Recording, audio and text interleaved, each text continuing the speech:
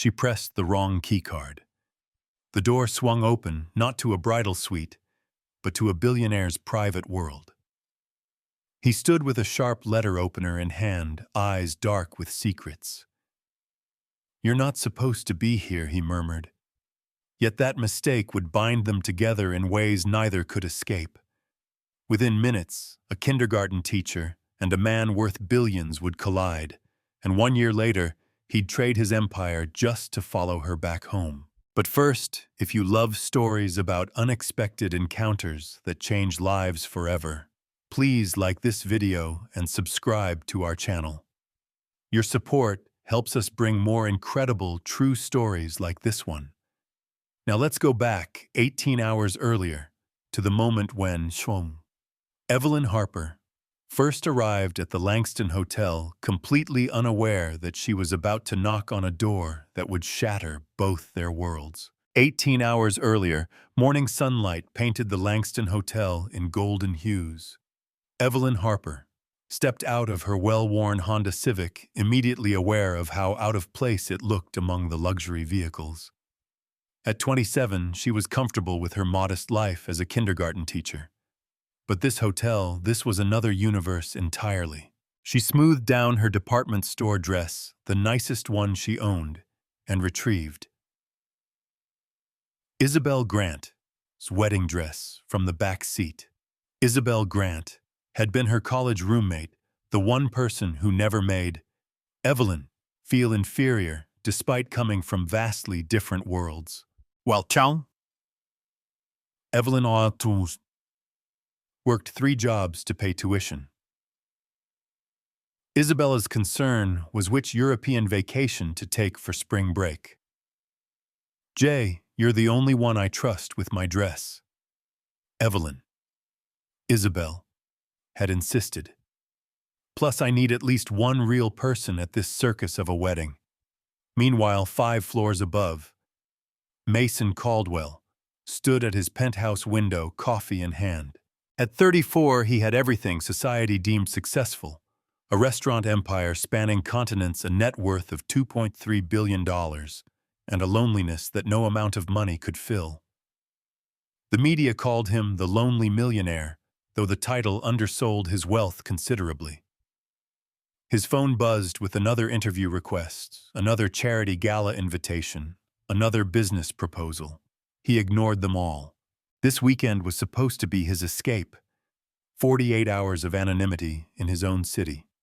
Down in the lobby, Evelyn approached the imposing concierge desk. Behind it sat Vivian Sterling, 68 years old, the hotel's self-appointed guardian of standards. Her sharp eyes cataloged every detail of Evelyn's appearance. "May I help you?" Vivian's tone suggested she'd rather not. "I need to deliver this to Isabel Grant's room, the bridal suite. The Grant Harrington wedding." Vivian emphasized the hyphenated names. 5th floor suite, 510. At that moment, a luggage cart collided with a massive floral arrangement, sending white orchids cascading across the marble floor. In the confusion, the flustered desk clerk grabbed the wrong keycard from the rack. "Here you go, miss. 5th floor," he said hurriedly, handing Evelyn the card without checking the number. Walter Hayes, the 70-year-old doorman, observed the scene with knowing eyes. 40 years at the Langston had taught him to read people like books. This young woman was different, genuine in a place that specialized in artifice. The elevator climbed to the 5th floor. Evelyn walked down the plush hallway. 511, 513, 515. She checked her keycard, then the door. This must be it. Inside suite 515. Mason was reviewing contracts when he heard the knock. He frowned. He'd specifically requested complete privacy. The knock came again. He grabbed an antique letter opener from the desk and approached the door cautiously. Through the peephole, he saw a young woman holding a wedding dress, looking nervous and slightly lost. Definitely not what he expected. He opened the door. Time seemed to pause as they faced each other. Evelyn saw a man whose expensive clothes couldn't hide the weariness in his eyes. Mason saw a woman whose simple appearance couldn't mask something refreshingly real about her presence. "Can I help you?" he asked. "Oh, I'm so sorry. I thought this was Isabel's room. The bridal suite." Evelyn glanced at her keycard. "They told me 5th floor. This is 515. The bridal suite is probably 510. Mason said. But something made him hesitate before closing the door. Maybe it was the way she held herself. Apologetic, but not servile. Nervous, but not calculating. Of course I should have double-checked. She turned to leave, but the garment bag caught on the door handle. As she stumbled, Mason instinctively reached out to steady her. "Sorry," they said simultaneously, then shared a surprised laugh. "I'm not usually this clumsy," Evelyn said. "Just this place makes me nervous." "The Langston does have that effect," Mason agreed, surprising himself. "The bridal suite is definitely 510. I can call down to the front desk to confirm if you'd like." "Oh no, that's okay. I've troubled you enough." Evelyn readjusted the dress bag. "Thank you for your help." She turned to leave, but something made him speak up. "Actually, the elevators can be confusing on this floor. There's a service elevator that's faster. I can show you if you'd like." They walked down the hallway together. Mason pressed the elevator button. "Wedding guest," and he asked friend of the bride. "You just hiding from the world for a weekend," he said honestly. The elevator seemed to be taking forever. They stood in slightly awkward silence. "These Grant Harrington Joss weddings are quite the production," Mason commented. "I've heard they've taken over the entire 3rd floor for preparations. It's all a bit overwhelming." Evelyn admitted, "I'm more of a backyard barbecue person myself." Mason laughed. A real laugh. "I know the feeling. Sometimes I think the fancier the party, the less genuine the happiness." The elevator finally arrived. As the doors opened, Evelyn hesitated. "Thank you again. You've been very kind." "It was nothing. Good luck with the dress delivery." She stepped into the elevator, then impulsively held the door. "I know this is strange, but you seem like someone who gets it. The feeling of not belonging here. Would you want to grab a coffee later in the lobby cafe, maybe? It would be nice to have a normal conversation with someone." Mason was surprised to find himself saying yes. "Actually, I have decent coffee in my room. The lobby can be a bit pretentious." "Exactly. But I understand if you're not comfortable with that. The lobby works too." Evelyn studied him for a moment. 27 years of life had given her good instincts about people. His offer seemed genuine, not predatory. "You know what? Your room's fine, but just for 5 minutes. I really do need to get this dress to Isabel." "Fair enough. Let me just..." He held up the letter opener sheepishly. "This probably looks strange. It's just for opening mail, I promise." She laughed. "A letter opener. That's your weapon of choice. Hey, it's surprisingly sharp. Could definitely inflict a nasty paper cut." As they walked back to his suite, neither noticed the security camera at the end of the hall, or that Vivian Sterling was watching the feed from her office. Inside the suite, Evelyn tried not to gawk. Everything screamed money. From the original artwork to the grand piano to the spectacular city view. It's overwhelming, she said honestly. It's excessive. Mason corrected, moving to the coffee station. How do you take it? Just a little cream, thanks. She set down the dress bag carefully. So hiding from the world, rough week, something like that. He focused on the coffee, finding it easier to talk without direct eye contact. Sometimes you just need to step away from everyone wanting something from you. I can't imagine that kind of pressure. My biggest worry is usually whether I have enough glitter for Friday's art project. Glitter. He glanced at her, noticing the sparkle on her sleeve for the first time. Kindergarten teacher, she explained. Occupational hazard. No matter how much I clean up after craft time, I sparkle for days. That explains the friendship bracelet. Evelyn laughed, twisting the colorful band on her wrist. Gift from my students. They insist I wear it for good luck. He handed her the coffee. Sounds like you enjoy your work. I love it. 5-year-olds see the world so purely. No pretense, no agenda, just honest reactions to everything. She took a sip. This is really good. Thanks. Mason, it's about the only thing I can make successfully. He leaned against the counter, maintaining a respectful distance. I envy that, working with people who are genuine, let me guess, corporate world. Something like that restaurant business, actually. Lots of networking, lots of people who see dollar signs instead of faces. They fell into easy conversation about work, the city, the absurdity of $5,000 a night hotel rooms. Before either realized it, 20 minutes had passed. Oh God. Isabel. Evelyn suddenly exclaimed, checking her phone. She's probably freaking out. Several missed texts confirmed her suspicion. I really need to go, of course. Mason felt oddly disappointed. Thanks for the conversation. It's been real. Thank you for the coffee and for not being another pretentious hotel person. She grabbed the dress bag. Maybe I'll see you around this weekend. I'd like that, he said, meaning it more than he expected.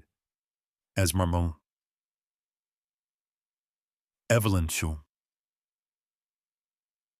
hurried out. She felt strangely lighter. She'd expected this weekend to be an ordeal. Instead, she'd found an unexpected connection with someone who understood what it meant to feel out of place. Neither of them realized that a simple wrong door had just set in motion something that would change both their lives forever. Evelyn finally found Isabel, in suite 510, tears streaming down her face. Where were you? I've been calling and texting. Isabel grabbed the dress bag. I'm so sorry. I got the wrong room number, and then... Evelyn paused. How do you explain having coffee with a stranger, then what? You disappeared for almost half an hour. I met someone. He helped me find the right floor, and we talked for a bit. Isabel's tears momentarily stopped. You met someone here who just a guest. He was different, not like the usual people at these places. Evelyn helped hang the dress. Anyway, what's wrong, Heed? Why are you crying for the next hour? Evelyn listened as Isabel poured out her fears about the prenup, her future mother-in-law. Mrs. Harrington's cutting remarks, and feeling like she was losing herself. She actually said, teaching was a nice hobby until you have children. Isabel sobbed. Like my career means nothing. Evelyn thought about her conversation with the stranger. Mason. He'd said his name was. His words about genuine connections echoed in her mind. Do you love him? Isabel Not his family, not the lifestyle. Him, yes, but is love enough when everything else feels wrong? The right person doesn't make you feel like you need to be someone else. They make you feel like the best version of who you already are. Later that afternoon, after calming South Isabel and helping with wedding preparations, Evelyn found herself back in the hotel lobby. She was heading to her car to get her shoes for the evening when she spotted a familiar figure by the elevator. Mason. He turned and his face lit up with genuine surprise. Evelyn. How did the dress delivery go? Eventually successful, though. I found a crying bride instead of a happy one. His expression grew concerned. Pre-wedding jitters, more like pre-wedding reality check. The Harringtonics aren't exactly welcoming to outsiders. She paused. Actually, do you have a few minutes? I could use that normal conversation you mentioned earlier. Of course, the cafe here is actually quite good despite the pretentious atmosphere. They found a quiet corner in the lobby cafe, this time sitting across from each other in public. The conversation felt different, more intentional. Can I ask you something? Evelyn stirred her tea. Earlier you said something about people seeing dollar signs instead of faces. Is that really how it is? Mason considered his answer carefully. In my world, often yes. Relationships become transactions. Friendships become networking opportunities. After a while, you start to wonder if anyone sees you as just you. That sounds incredibly lonely. It is. He met her eyes. That's why this morning was so refreshing. You didn't want anything from me except genuine conversation. Well, I did want coffee, she teased, then grew serious. I know what you mean, though. Different scale. But after my divorce, I found out how many friendships were actually just convenience. When you're no longer part of a couple, you don't fit into certain social circles anymore. Divorced 5 years ago, he decided being married to a kindergarten teacher wasn't ambitious enough. She shrugged. His loss. My 5-year-olds think I'm amazing. Smart kids. They talked until Evelyn Shoptichu noticed the time. I should go get ready. The wedding starts at 600 souls. Will you be okay? It sounds like it might be a tough evening. I'll survive. Isabel needs at least one person in her corner who isn't impressed by money or intimidated by snobbery. As they stood to leave, Mason made a decision. Actually, I have something to confess. I'm invited to the wedding too. The what? Harrington are business associates. I wasn't planning to attend, but now you have a reason to go. Evelyn finished, a small smile playing on her lips. Would it be too forward to say yes? It would be honest, and that's refreshing. She paused. Though I should warn you, I clean up okay, but I'm still just a kindergarten teacher in a borrowed dress, and I'm just a guy who can't make anything except coffee. See you tonight. See you tonight. As they parted ways, neither noticed. Vivian Sterling, watching from the concierge desk, her lips pursed in disapproval. The next morning dawned crisp and clear, despite the late night at the wedding. Evelyn was up early, a teacher's habit. She'd actually enjoyed herself more than expected, largely due to Mason's presence. They'd shared several dances, talked during dinner, and he'd skillfully deflected. Mrs. Harrington saw condescending questions about Evelyn's little teaching job. She entered the hotel restaurant for breakfast, still glowing from what felt like the beginning of something special. Then she saw it. The Wall Street Journal lay on a nearby table. Mason's face stared up at her from the front page. Caldwell. Empire expands. Billionaire CEO's Asian acquisition worth 500 million. Her coffee cup rattled as she set it down. She grabbed the paper, scanning the article. Mason Caldwell, net worth $2.3 billion. The lonely millionaire known for his business acumen and notorious reclusiveness since his divorce. The man she'd invited for coffee. The man she'd danced with. The man who'd made her feel seen and valued. He was Mason Caldwell, admiring the view. Vivian Sterling materialized beside her table. I saw you with Mr. Caldwell last night, quite cozy on the dance floor. Vivian Shaw's smile was sharp. I must admit your approach was cleverer than most. The accidental meeting, the normal conversation angle, very well played. Heat flooded Evelyn's cheeks. It wasn't an angle. I didn't know who he was. Of course you didn't.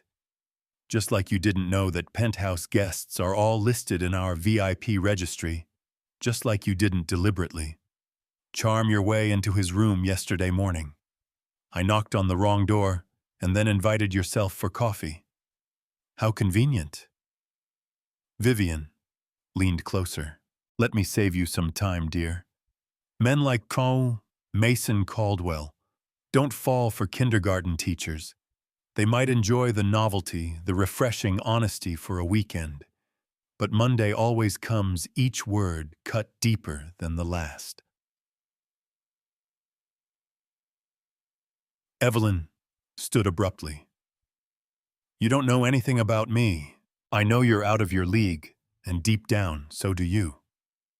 Evelyn fled, leaving her breakfast untouched. She made it to the parking garage before the tears came. Not because she believed Vivian, but because part of her wondered if Mason had been playing a game too. Why hadn't he told her who he was? Meanwhile, Walter Hayes had overheard the entire exchange. The elderly doorman found Mason in the business center. Mr. Caldwell, a word. Mason looked up from his laptop. Walter, what can I do for you, that young lady you were with last night? Miss Harper. Mrs. Sterling just had words with her cruel words. The girl left in tears. Mason's expression darkened. What did Vivian say? Walter recounted the conversation. By the end, Mason was already packing up his laptop. Where did Mom stun? Evelyn Popu. Go parking garage, I believe. Mr. Caldwell, if I may, I've watched people for 40 years. That young woman is genuine. Don't let Vivian's poison ruin something real. Mason found Evelyn in the garage, sitting in her car, composing herself. He knocked gently on the window. She looked up, tears still visible. For a moment, they just stared at each other through the glass. Then she rolled down the window. Why didn't you tell me? She asked quietly. Would it have mattered? Of course it would have mattered. I wouldn't have let yourself feel like this might be something real. She gripped the steering wheel. I invited a stranger for coffee because you seemed lonely and kind, not because you were worth billions. I know that. That's exactly why I didn't tell you. For one morning, one evening, I got to be just Mason. Not the billionaire, not the CEO, just a guy lucky enough to meet someone who saw him as human. Vivian thinks Vivian is bitter and judges everyone by their bank balance. She's wrong about you, and she's wrong about us. Us. Evelyn looked at him directly. Mason, we live in completely different worlds. You have private jets. I clip coupons. You run an empire. I teach 5-year-olds to tie their shoes. And yet you're the first person in years who's made me want to be better than my bank account. He leaned against her car. I should have told you. I was selfish. I wanted to keep being just Mason. A little longer. They sat in silence. For a moment. I have to go home today. Evelyn finally said. I have a classroom to prepare for tomorrow. I know, but maybe we could stay in touch. I'd like to know how your finger painting projects turn out. Despite everything, she smiled. A billionaire interested in kindergarten art. A man interested in the woman who reminded him that genuine connections still exist. She studied his face, looking for any sign of deception, any hint of the games rich men played. All she saw was vulnerability and hope. Okay, we can stay in touch. But, Mason, if we do this, whatever this is, I need you to be just Mason. Not the billionaire who can buy his way through life. Just the guy who makes decent coffee and terrible jokes. That's the only version of me worth knowing anyway. As she drove away, Evelyn wondered what she was getting herself into. Behind her, Mason stood in the parking garage, already planning his next trip to Pennsylvania 3 weeks later. Mason stood in the conference room of his Manhattan office, facing a wall of expectant faces. This was the moment he'd worked toward for 2 years, the Pan-Asian expansion that would double his empire's reach. Gentlemen, his CFO, Elliot, announced once. Mr. Caldwell.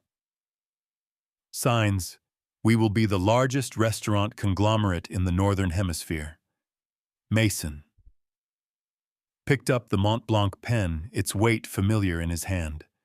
Around him, lawyers and executives leaned forward eagerly, but all he could think about was Whoa. Evelyn's text from that morning. Benny asked if my friend the coffee man was visiting soon. Apparently you promised to show him how to make perfect paper airplanes. No pressure, but 5-year-olds have long memories. They'd been texting daily, calling every few nights. She'd sent him photos of her classroom videos of her students' chaotic but joyful art projects. He'd shared his struggles with board meetings, his frustration with shallow business relationships.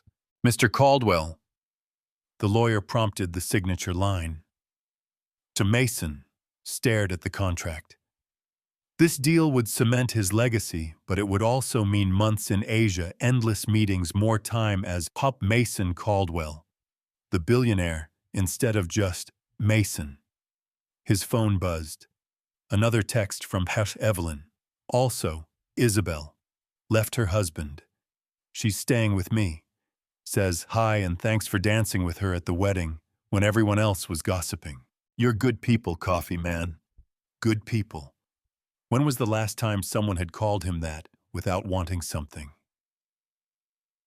Mason set down the pen. I need to postpone. The room erupted. Elliot went pale. Sir, the Koreans are standing by. The Japanese investors are literally in the air right now. Then they'll have to turn around. Mason stood. I have somewhere else to be. Mr. Caldwell. This is highly irregular. You know what's irregular. Realizing at 34 that I've spent a decade building an empire but forgot to build a life. He loosened his tie. Handle the preliminaries. I'll review everything when I get back. Get back from wherever Pennsylvania, 4 hours later. Mason stood outside Sunshine Elementary School feeling more nervous than he had before any billion-dollar negotiation. He'd changed out of his suit into jeans and a sweater, carrying a box of art supplies and a bag of coffee beans. The final bell rang, children poured out, and then he saw her. Evelyn emerged surrounded by 5-year-olds, her hair in a messy bun paint on her sleeve, looking absolutely beautiful. She saw him and stopped mid-sentence. Mason, I I brought supplies for paper airplane lessons and coffee beans, real ones, not the instant stuff you keep in your classroom. The children stared at him curiously. One small boy tugged on Evelyn's skirt. Miss Harper, is that your coffee man? Evelyn Wu. Smile could have powered the city. Yes. Benny. That's my coffee man. Later, after an hour of controlled chaos teaching kindergarteners aerodynamics, which mostly involved lots of crashed paper airplanes and giggles, they sat in her empty classroom. You postponed a $1 billion deal to teach paper airplanes. 2 billion, actually. He watched her organize crayons, finding her methodical movement soothing. My board thinks I've lost my mind. Have you? Maybe? Or maybe I finally found it. He reached for her hand. I've been thinking about what you said. About being just Mason. I want to try what being human again. Building something that matters beyond stock prices and profit margins. He squeezed her hand. Building something with you. Evelyn Chaw's eyes filled with tears. Mason. I'm still just a kindergarten teacher.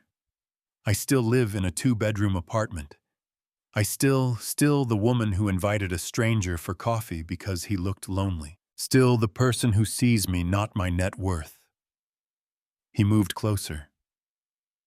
I'm not asking you to change. And I'm asking if you'll let me let you what? Love you. As just Mason. The guy who makes decent coffee and terrible jokes and apparently can't fold paper airplanes to save his life. She laughed through her tears. The kids loved you. But do you? Instead of answering with words, she kissed him. In that cluttered kindergarten classroom surrounded by finger paintings and alphabet posters, a billionaire found something money couldn't buy. When they finally pulled apart. Evelyn whispered, "This is crazy. That we've known each other 3 weeks. 3 weeks, 2 days, and about 16 hours. But who's counting? Your board will hate me. High society will mock you. The media will say I'm the luckiest man alive, and they'll be right. Outside." Walter Hayes sat in a rental car, having driven down to check on them. He smiled, remembering his Clara. Sometimes love didn't check bank accounts. Sometimes it just knocked on the wrong door at the right time. 1 year later, the small cafe in Harrisburg, Pennsylvania, hummed with afternoon activity. Second Chances read the hand-painted sign decorated with colorful handprints from Evelyn Wu's kindergarten class. Mason stood behind the counter wearing an apron that said "World's Okayest Barista," a Valentine's gift from Aunt Evelyn.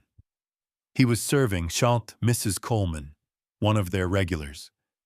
The soup today is tomato basil, and yes, Maggie made her famous chocolate chip cookies. Maggie was one of 3 employees, all formerly homeless individuals they'd helped get back on their feet. The cafe had become more than a business. It was a community hub where everyone was welcome, regardless of their bank balance. The bell chimed and Chaucer.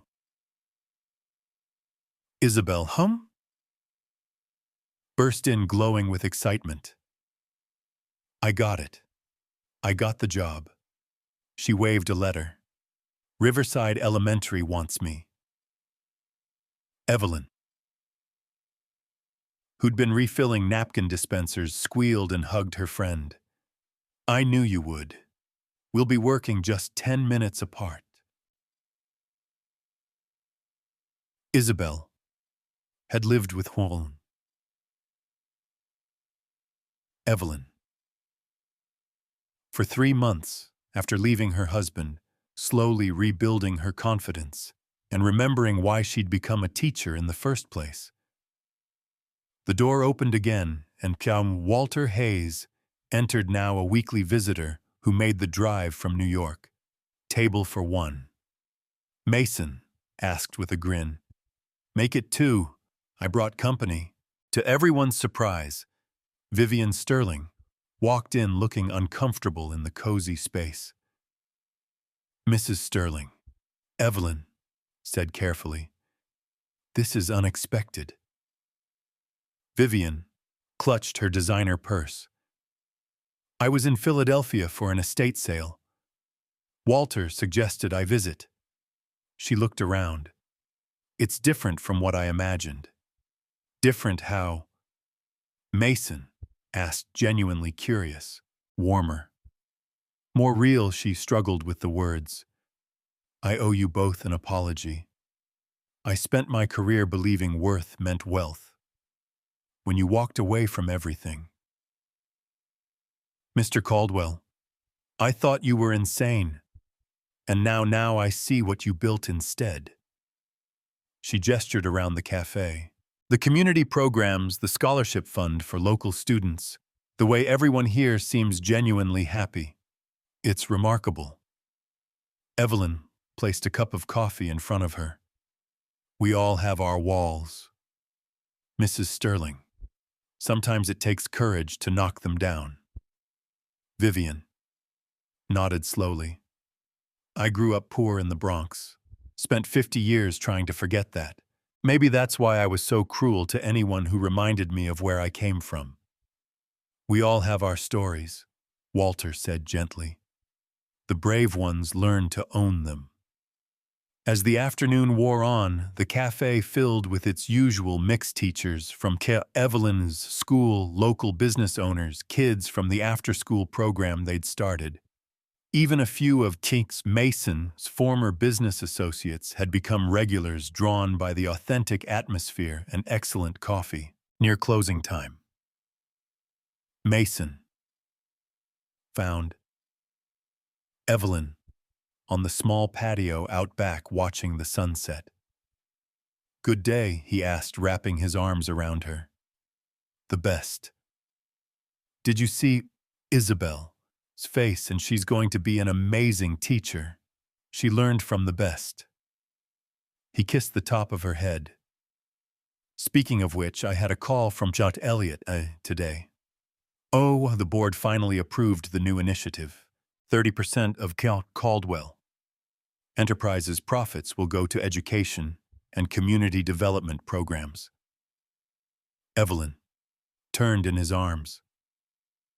Mason. That's wonderful. It was your idea. You showed me there's more than one way to measure success. We showed each other, she corrected. I was stuck in my safe little world, too afraid to dream bigger. They stood in comfortable silence, watching the sky turn orange and pink. Any regrets? She asked. Just one, her heart skipped. What, that I didn't knock on the wrong door sooner. She laughed, standing on tiptoes to kiss him. It wasn't the wrong door, remember? It was exactly the right one. Inside. Walter was regaling customers with stories while Maggie, and Isabel cleaned tables. Vivian sat in a corner nursing her third cup of coffee and looking more relaxed than anyone had ever seen her. On the wall, a framed newspaper clipping read, "A billionaire trades empire for love and community cafe." But the real story wasn't in the headlines. It was in the laughter, the connections, the second chances being given and received every day. The Langston Hotel still gleamed in Manhattan, and somewhere in its halls, a new concierge was learning that true worth couldn't be measured in dollars. And in a small Pennsylvania town, two people who'd found each other through a cosmic mistake We're living proof that sometimes the best journeys begin with a single wrong turn. Or perhaps as Walter so liked to say, while pouring coffee for anyone who'd listen, it was never the wrong door at all. It was just love finding its way home. Wow, what an incredible journey we just shared together. If this story gave you goosebumps, made you smile, or restored your faith in love, please smash that like button. Right now, your support means the world to us. Share this with someone who needs to hear that it's never too late for true love. And hey, if you want more heartwarming stories that'll make your day brighter, hit subscribe and ring that notification bell. We upload new stories every week that'll touch your soul. Remember, love often finds us when we least expect it. Until next time, keep believing in magic.